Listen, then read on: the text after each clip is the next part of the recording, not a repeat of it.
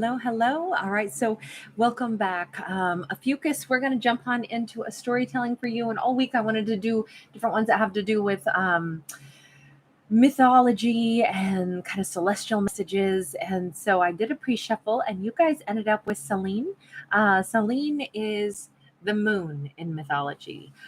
So she is the daughter of Hyperion, which is the god of light, and her mother is Thea, the goddess of heavenly light.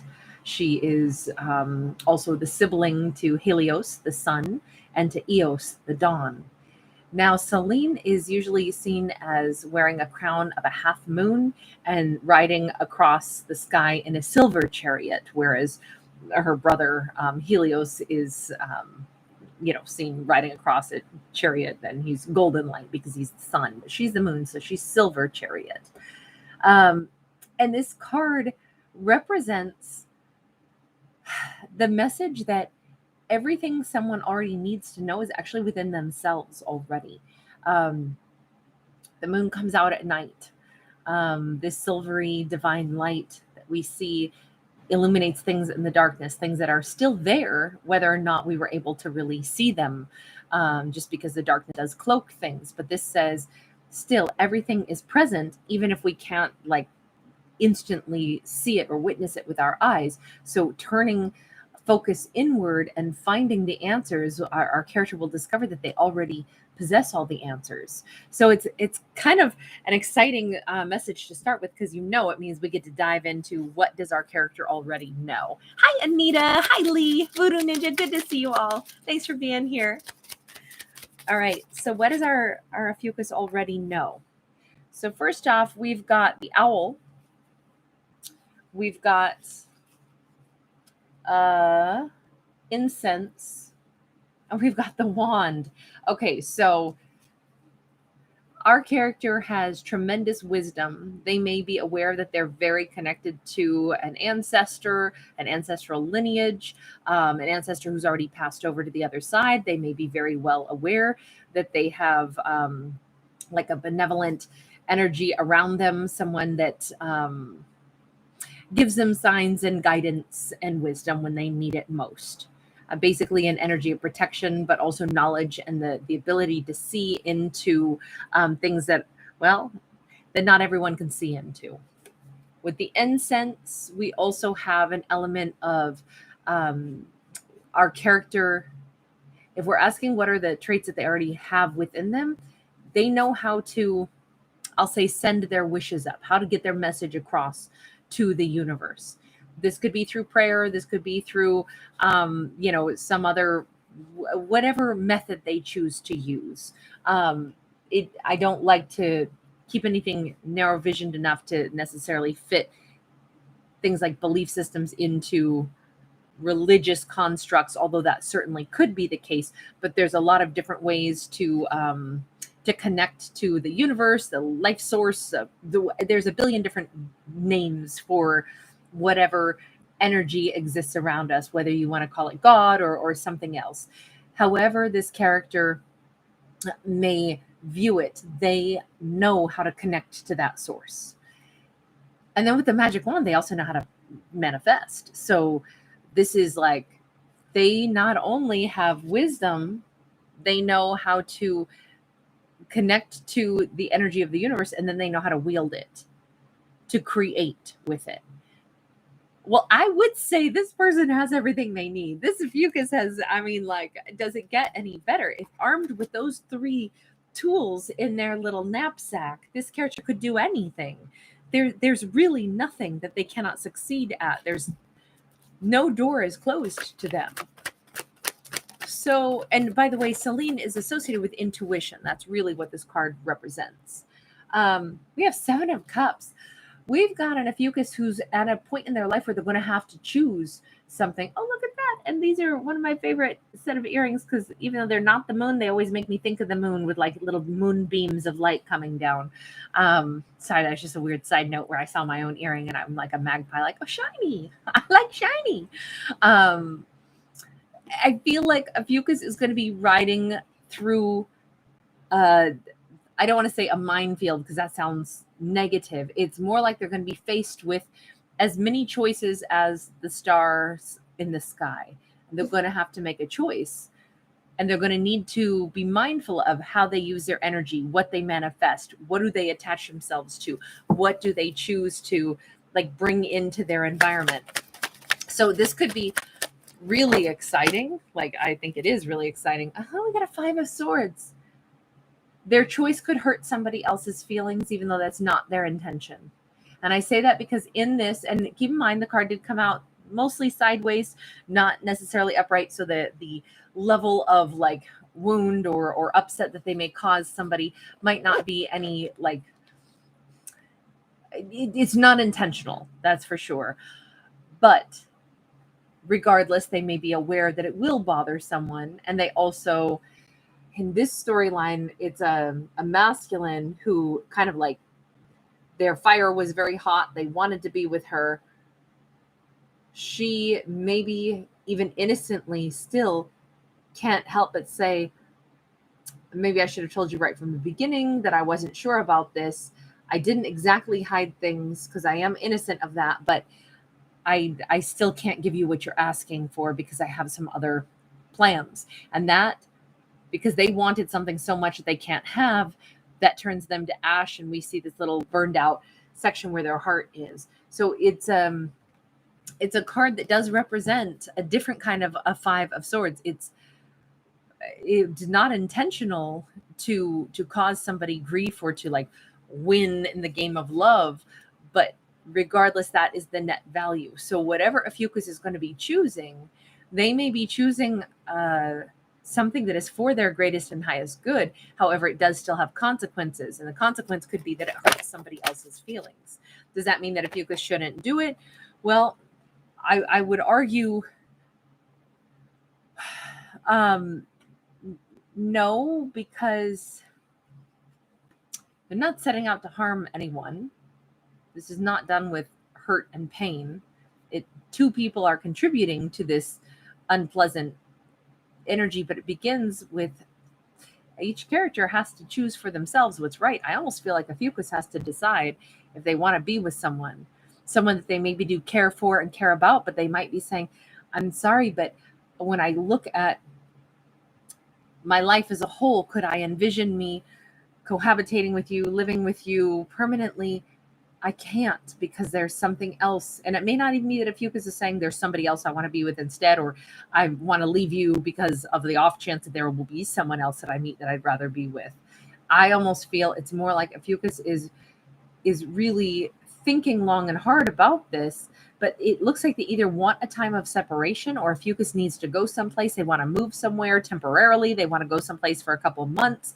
Whatever this is, it does appear that it is Ophiuchus initiating a time apart for an opportunity that they don't want to miss out on. And it does have a repercussion of causing somebody else unhappiness.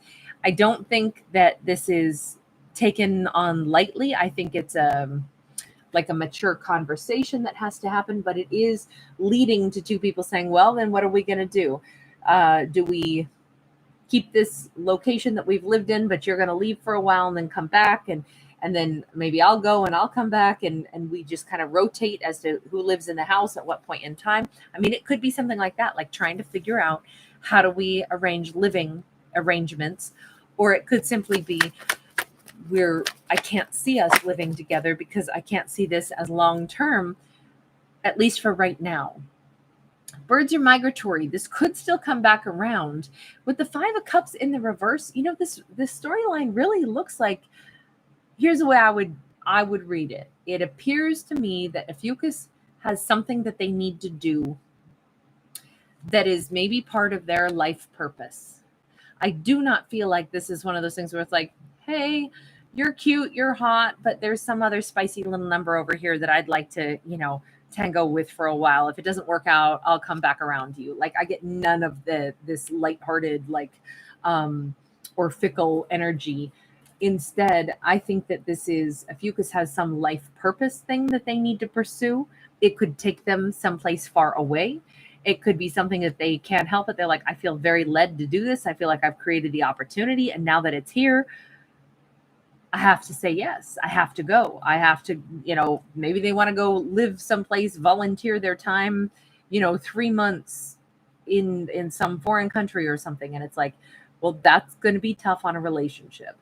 Someone obviously is wounded that Ophiuchus is going to make this choice, but I think after a heartfelt conversation, that can really lift a lot of the. It can make it more clear. The purpose of Ophiuchus doing the thing that they're doing is not to dismiss the importance of somebody in their life. It is simply because they feel compelled to pursue some other avenue in their life, and it's because they say that it feels like it's part of their life purpose. So this is not a simple little thing. We got an Ace of Wands in the reverse. It feels almost like by the end of a conversation that Ophiuchus has with this person, not only are hard feelings softened, but in a funny way, these two could recognize it's true. I don't have the same interest that Ophiuchus has. It would be like if one person never wants to travel, their idea of a good weekend is going to the mall. Meanwhile, Ophiuchus is like, every weekend I keep trying to go out and go hiking in these faraway places. And now I've realized I want to go ahead and go to Tibet. I want to go, climb Everest. I want to go do something grand, something huge. And I have a chance to do it and maybe a chance to work there for a bit. And darling, you would never want to do that with me. And it's kind of like both people are going, you know what? It's true. That's not something I would join you in. And that's not something you should have to skip out on being allowed to do. So you're right. The only way for you to do what you need to is for you to go. You'll only resent me if I try to make you stay anyway. So I think that Ophiuchus is finding the way to go ahead and pursue what they need to, what they want to, instead of feeling,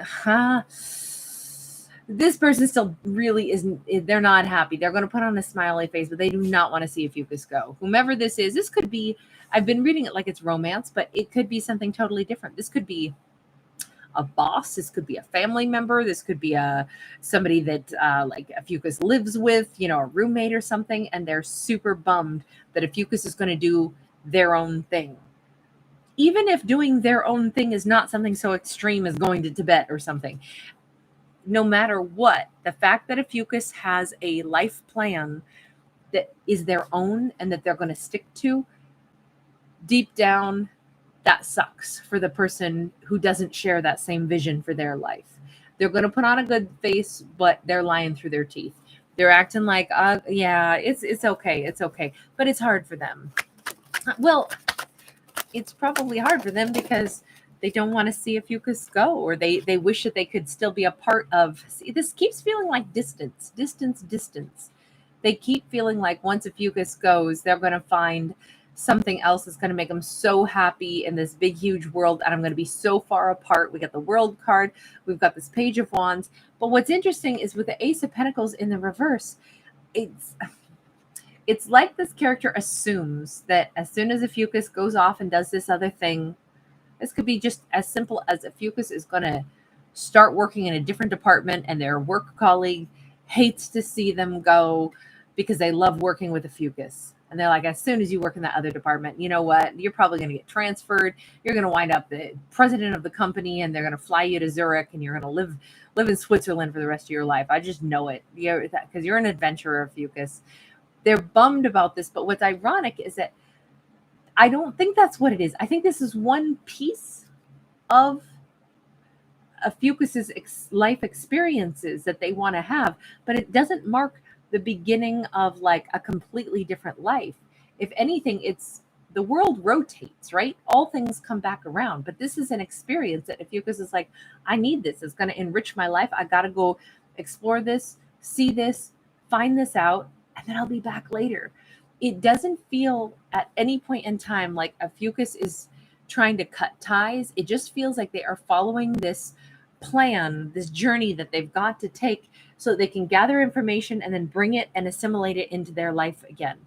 it's not like they're trying to totally recreate their whole life, dump old friends, old lovers, old, bosses. It doesn't seem like they're trying to do like such a life overhaul. They're just simply trying to continuously learn and grow and expand and then incorporate that into the life that they have. That's the thing that somebody doesn't expect. They think they're going to lose Ophiuchus forever. Let me just ask about this person. Tell me just a little bit. What do they really want from Ophiuchus then? Strength card. Ophiuchus is a massive boost to this character. This could be a friend. This could be a family member. It doesn't have to be a romantic person, but they feel like Ophiuchus gives them courage and strength, helps them probably in a million different ways in their own life. Ace of Swords, Six of Pentacles. This could be somebody that they live with, or someone who they think Ophiuchus helps them to see things more clearly, helps them to be brave, helps them to get their life together, helps them to be a better person. That's, they think really highly of Ophiuchus. The only thing I'll say is what's going to happen when Ophiuchus has to go do some of this other stuff that they need to do? What's going to happen to this person?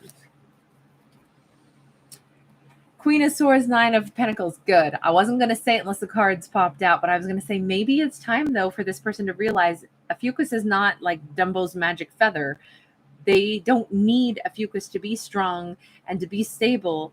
They should be able to be all those things on their own. And it could even be good if Ophiuchus is like getting pulled off in a different direction, because maybe this person needs to get all of their own confidence, their strength, and their courage all on their own. And that might be another reason for this kind of like, I just feel like it's a separation time period. I don't even feel like this is there's no bad emotions here. There's no fight. There's no ugliness. So what happens with Ophiuchus then? What happens with Ophiuchus? Six of Coins, Knight of Swords. I'm telling you, I still say that they wind up dealing with this person again very happily. It's a wonderful, happy return. They can't wait. They've got lots more to share and, talk about and connect with. I feel like they needed to go out and get some kind of inspiration.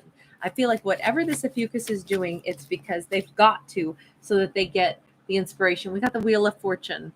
Yeah, this is, I almost think that Ophiuchus is somebody who knows when they start to get a little bit stagnant, and they know when they got to go beyond their borders to connect with other people, places, situations, information that exists in the world. They're not someone who is meant to just, heck, they're not even somebody who's meant to just live on the earthly plane. This is a character who connects to the cosmos and to the stars. Anyone who's going to be with this Ophiuchus is probably going to have to give them a lot of space, because they don't just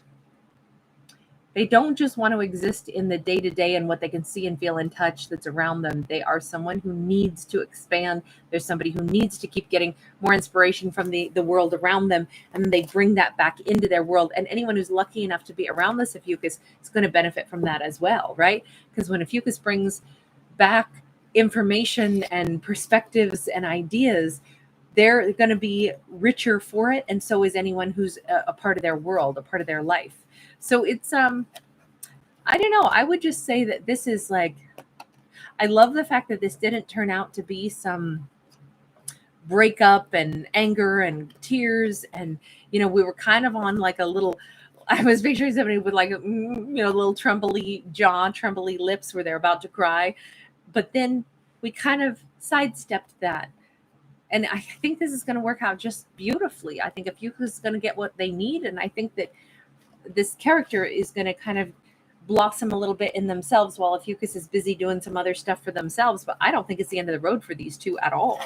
I like the fact that this was about a partnership in some capacity, whether it was friendship or, romance, but it was also about individuality. And I think that was nice. We don't usually get stories like that. All right, you guys, thank you so much for being here. I see you guys later. I'm going to go ahead and jump on into the Pisces storyline next. After I take my baby outside again, I think. All right, you guys, take care. Bye, everybody. Oh, and thanks for giving it a thumbs up and subscribing. Yes, Mama will take you out, Aries.